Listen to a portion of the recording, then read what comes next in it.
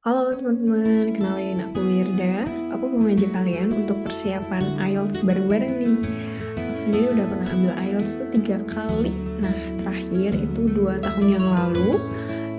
Karena hasilnya udah expired, jadi rencana aku mau ngambil lagi tuh bulan depan. Aku pikir seru banget nih kalau kita bisa belajar bareng, latihan bareng, terus bisa pakai sumber yang sama, website yang sama, dan kita bisa juga bahas bareng ya. Langsung aja ya ke websitenya. Jadi biasanya kita ke Google dulu teman-teman, kita ketik nih ieltsonline.com. Di sini aku udah bikin akun ya, buat teman-teman yang belum punya akunnya bisa banget bikin akunnya dulu atau langsung login lewat email yang teman-teman pakai. Kenapa? Karena nanti teman-teman bisa lihat nih rekapan gitu ya dari tes-tes yang teman-teman sudah ambil di website ini. Tuh, nah ini aku mulai di IELTS Mock Test 2024 yang di bulan Januari. Aku mulai dari praktis tes 1 ya di bagian listening. Nah, teman-teman udah deh, kita akan fokus ngerjain ini kurang lebih selama 30 menit ya. Oke, let's try. You will see that there is an example that has been done for you. On this occasion only, the conversation relating to this will be played first. Well, we have this school excursion plan, but when exactly is it? Is it this Tuesday or Wednesday? Well, it can't be Tuesday with the English tests taking place. Ah, right, not Tuesday, but Wednesday. That's right, all day Wednesday, taking a bus outside the city. The excursion is on Wednesday, so Wednesday has been written in the space. Now we shall begin. You should answer the questions as you listen, because you will not hear the recording a second time. Listen carefully and answer questions 1 to 6. Well, we have this school excursion plan, but when exactly is it? Is it this Tuesday or Wednesday? Well, it can't be Tuesday with the English tests taking place. Ah, right, not Tuesday, but Wednesday. That's right, all day Wednesday, taking a bus outside the city. And where are we going? Last month we went to Arthur Island, so this time we're going to the animal park. Arthur Island was okay, but it was too cold.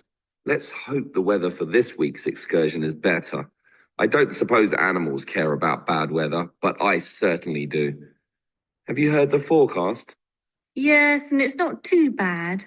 Basically, they're saying Monday will be sunny, Good. but then the weather will change. Not so good. Yes, Tuesday we'll have some showers, but by Wednesday, the day of our excursion, it will be, well, their words are cold and cloudy. Cold and cloudy. Well, as long as it isn't wet and rainy, I'm happy enough. We won't need umbrellas, just warm clothing. And what time will we get there? Let's see, the bus picks us up at 8:30 a.m. and then it's an hour and a half on the road, so we arrive at 10 a.m. Sorry, with the 15-minute break, that will actually be 10:15 a.m. That's early enough. Then all our students can see the animals, have their fun, and do whatever they want to do. Well, one fun event planned that day is Birds of Prey. What's that? That's when they bring out several birds of prey, eagles, falcons, kites, those sorts of birds, and throw pieces of meat into the air, and the birds swoop down and eat them. It's quite impressive. Sounds great. Birds of prey. Are there any other activities? There's a catered lunch at the park restaurant. We've already paid for that. And in the afternoon, well, I had a choice between the reptile display and the koala handling. In the reptile display, the students can handle live pythons and various other snakes. Surely they'd rather hold koalas. I'm sure, but the koalas can't be handled unless the weather's sunny, and given the forecast, I thought it better to choose the reptile display. That's a shame. These Asian students would love the koala handling. Yes, I know, but we can't control the weather. And then we get back. What time will that be? We leave the park at 4:30, but then we face traffic, so we won't get back until well after 6 p.m. It will most likely be 6:30, but that's better than the last trip. We didn't get home until 8:30 that time. Yes, that was a bit too late, wasn't it? Before you hear the rest of the conversation, you have some time to look at questions 7 to 10. Now listen and answer questions 7 to 10. Andrew, I understand you've been doing some research regarding the breakdown by nationality of our student body. That must have produced some interesting results. You're right. I got some statistics from head office. I would imagine that most of our students are either Japanese or Chinese. You imagine right.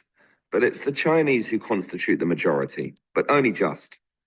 I had thought Koreans might be second, but it's actually the Japanese, quite close behind. It's somewhat surprising, but obviously all those study tours that our university markets in Japan are bringing in students. What's the breakdown exactly? Japanese are a quarter of the whole, which is considerable. Last year they were only 16%, so that market has grown nicely. The only other proportions of some weight are the Indonesians and Koreans, about the same. Indonesians at 15% and the Koreans are a little higher, not like last year when they were less than 10%. I thought we'd have more Indonesians than Koreans. Well, as I said, they're about the same. Just like the Saudi and Thai student numbers, almost the same also, both just under 10. Which one is bigger? Thai students number just a fraction more. As for the other nationalities, collectively they're only 3%. So it wasn't worth giving each of them a separate category. I just grouped them under other. That's Vietnamese, South American, a couple of Russians, and so on. That is the end of section 1. You now have half a minute to check your answers.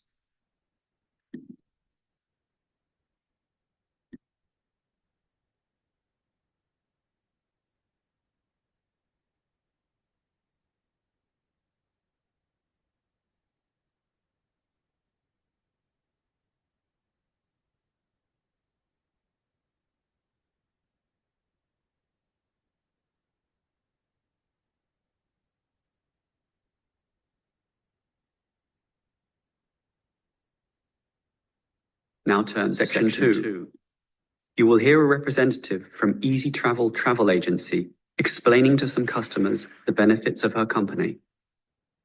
First, you have some time to look at questions 11 to 15. Now listen carefully and answer questions 11 to 15. Hello, everyone. Now, you're here because you're interested in travel, right? And you're in the right place. For Easy Travel, we have the best deals for the best locations. We specialize in eco-travel, or holidays designed to get you amongst nature, ignoring the hustle and bustle of big cities. So whether you want to hike in Nepal, as many people do, or follow some jungle paths in the rainforests of Queensland, we can give you the best deal. If you look at our office here, you'll see our overseas consultants.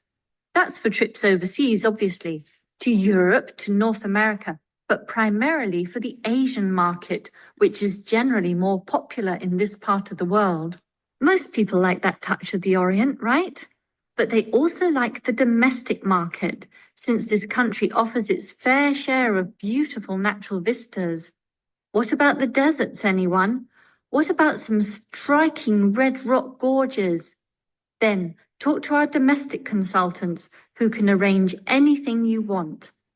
But they deal with the accounts in the morning, so you'll need to talk to them in the afternoon. And remember, our office doesn't open at night, sorry to say.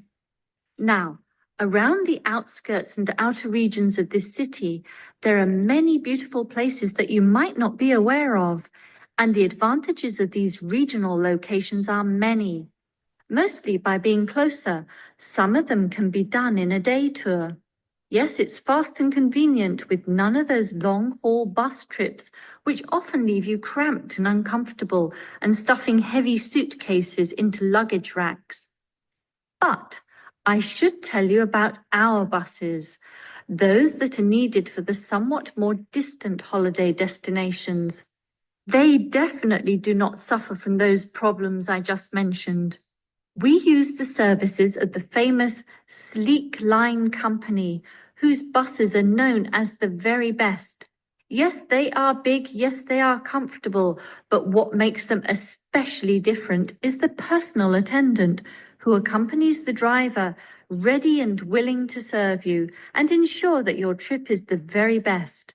So whether it's overseas or local, we can certainly give you what you want. Now, do you have any questions? Before you hear the rest of the talk, you have some time to look at questions 16 to 20. Now listen and answer questions 16 to 20.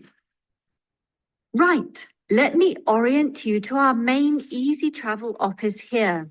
On this table right beside us are travel magazines for you to browse through, and on the wall next to that are many more for all parts of the world. Our 4 travel consultants sit over there on the other side of that long counter. That's right, 4 of them, side by side, all serving various regions. Now, let me tell you their specific functions. Firstly, the consultant on the left, next to the plant, is the local tours consultant, serving tours in the immediate vicinity of this city. Next to her is what we call regional tours, targeting the statewide options. Next to her is the interstate tours, and that can involve either buses or planes. In the former case, utilizing the Sleek Line bus service, as you know. And finally, next to her in the corner is general inquiries, which is self-explanatory. If you have questions of a general nature, rather than one relating to specific destinations, you can go there.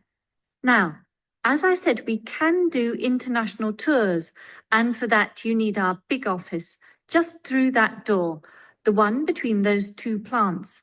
However, if your international tour is in the Asian region, which is generally our most popular option, then we deal with that in a separate room, the one opposite international tours, but not the corner one. Just go through that door on the left, the one next to that cupboard. The door next to that is, in fact, our general office, so please don't go through there. That's reserved for staff members only. That is the end of section 2. You now have half a minute to check your answers. Section 3.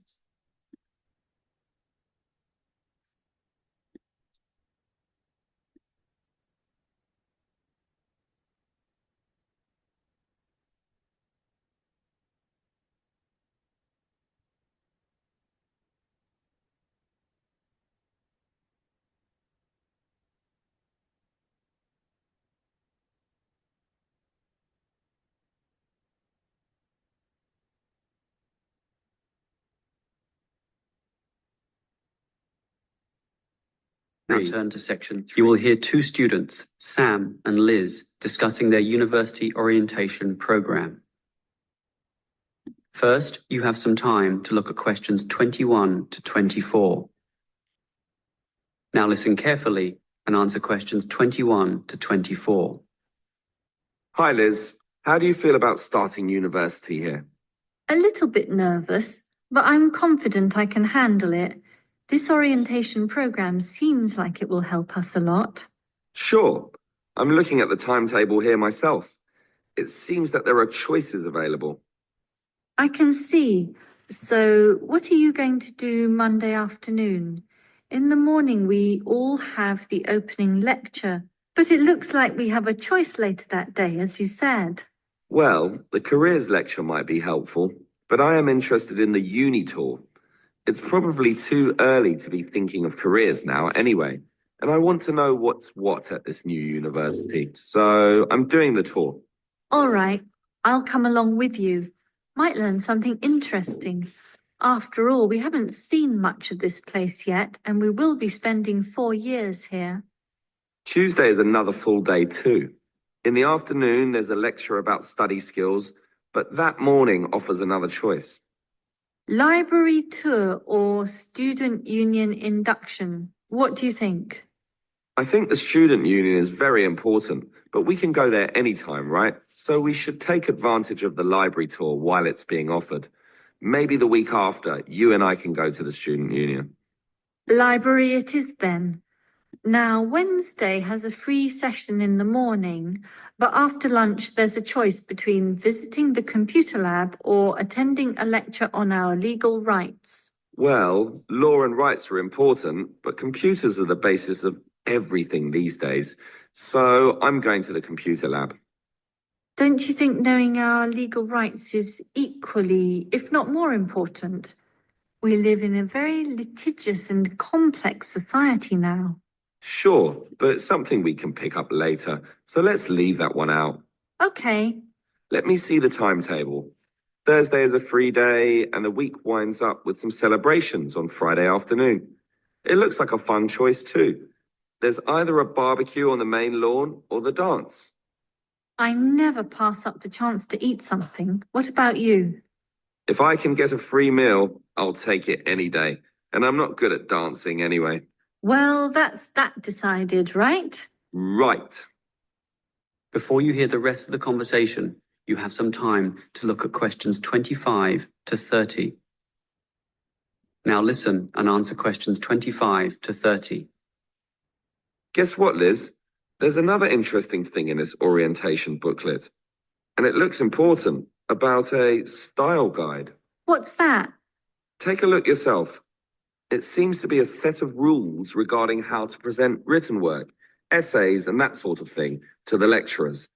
They want a uniform style of presentation. I can see. So everything we hand in must have a header and a footer. A what? A header and a footer. The footer is at the bottom of the page and the header is at the very top. That's why they call it a header, you know, that little bit of writing giving details about the work. And they also want the word count. Why do they need that? I guess because the lecturers will specify the number of words they want for their assignment, and they want to be sure students follow this. And even the heading on the page has to be a specific dimension, 16 points and bold print and underlined. And subheadings are 14 points, and the font has to be Arial for everything. Yes, the main text is Arial too, as you said, and the size is 12 points, with the header and footer being slightly smaller at 10 points each. Well, it seems logical. The size of everything is in proportion to its importance. But why do they need the spacing of the main text to be 1.5? The header and footer are different. They're only single-spaced. Probably to allow the teacher to insert comments or corrections, or just to make it all more readable, I suppose. And we need wide margins on the left, right, top and bottom, probably for the same reason. Lots of space to allow the addition of comments. That's a bit scary, actually. It seems to assume we will be making mistakes. And look what they want in the header and footer. The header has the name of the work. Not the name of the teacher. No, the work. But surely the teacher's name must go somewhere. Ah, here it is. It goes in the footer. Okay, I'd say this is all logical. If a page is lost, say falls to the floor, then with all this information, it can always be traced back to the teacher involved. Right. As you say, all very logical. That is the end of section 3. You now have half a minute to check your answers.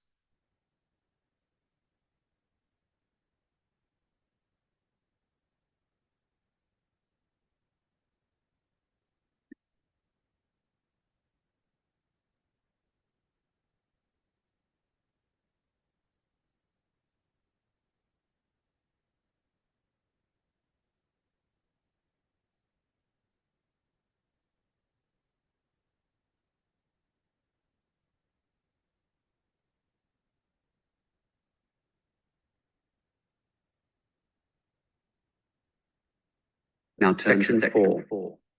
You will hear a lecturer discussing public parks.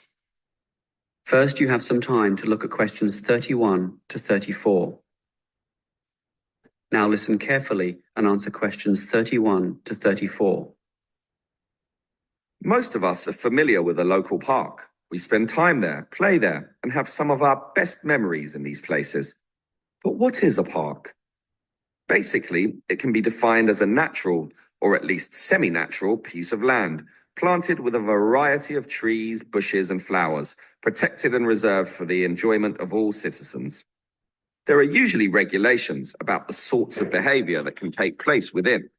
And sometimes there are facilities such as children's playgrounds or fields for ball games and other sorts of activities.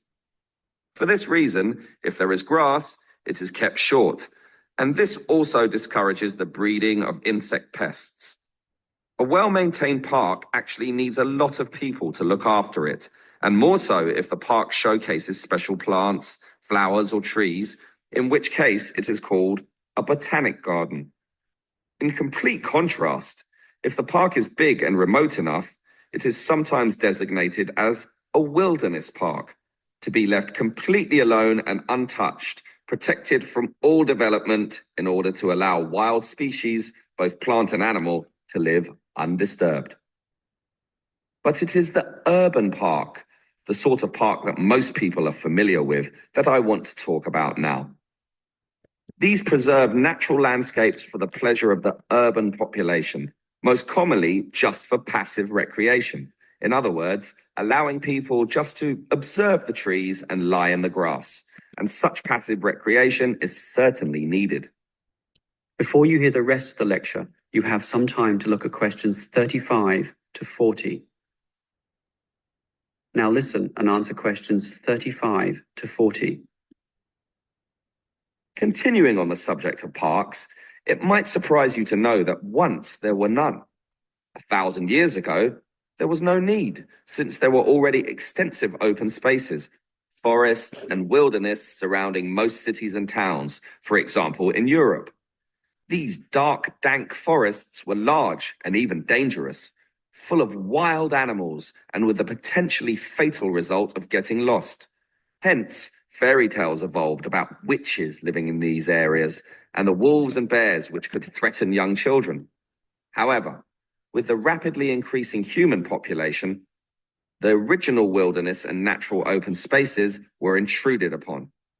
Forests were cut down as population spread, and with them, urban pollution and further deforestation.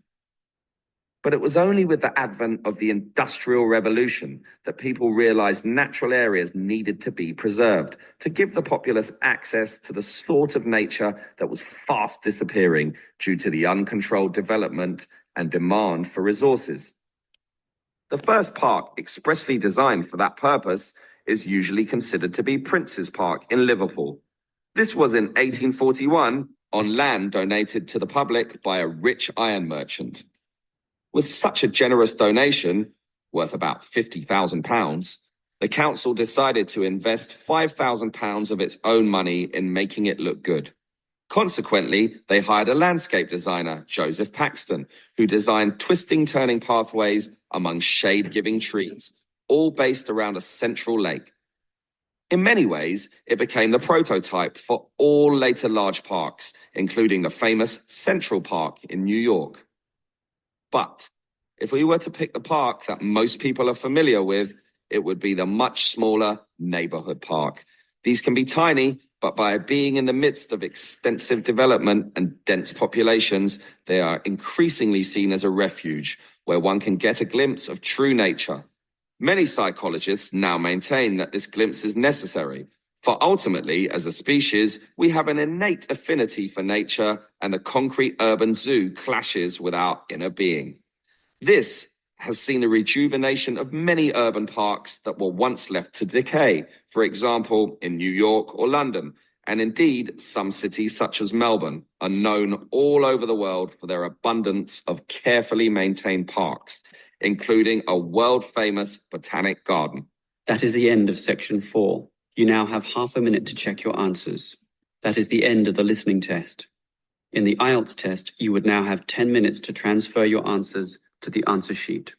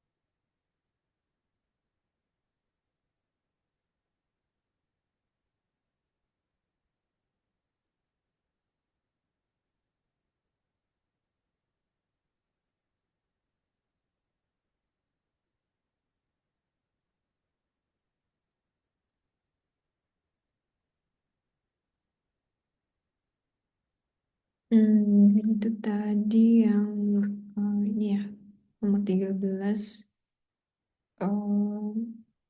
Agak bingung sih, maksudnya mau ngobrolnya berarti kan di afternoon ya. Di antara bingung antara ini customer should come in. Nah ini berarti artinya dia paraphrase-nya untuk ngobrol ya. Kalau di teks tadi ngobrol. So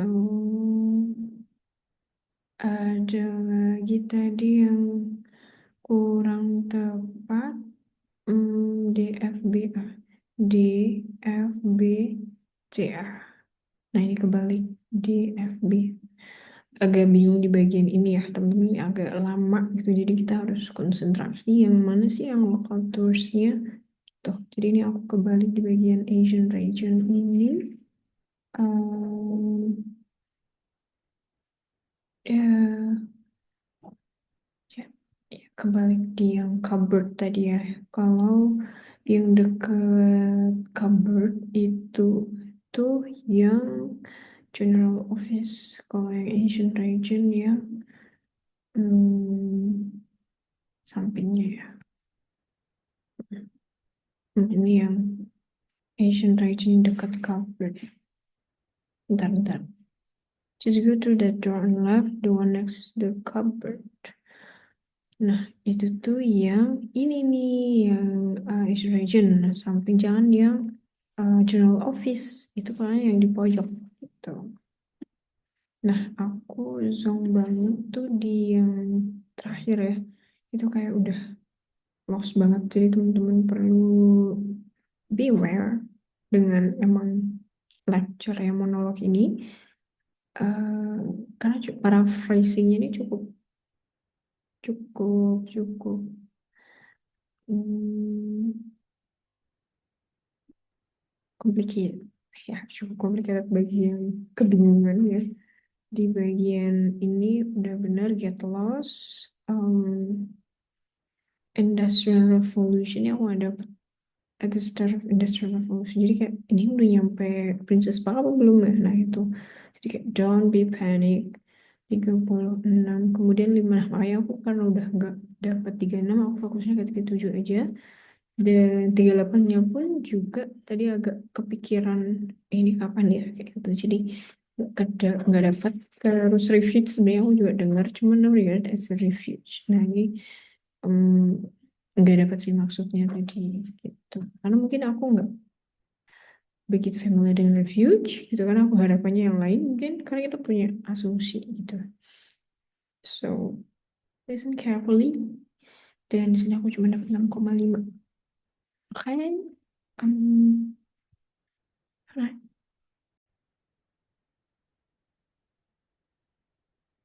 nah, udah selesai ngerjain listening, dan teman-teman juga udah tahu ya hasilnya. Di sini untuk praktis tes 1 ada skor 6,5.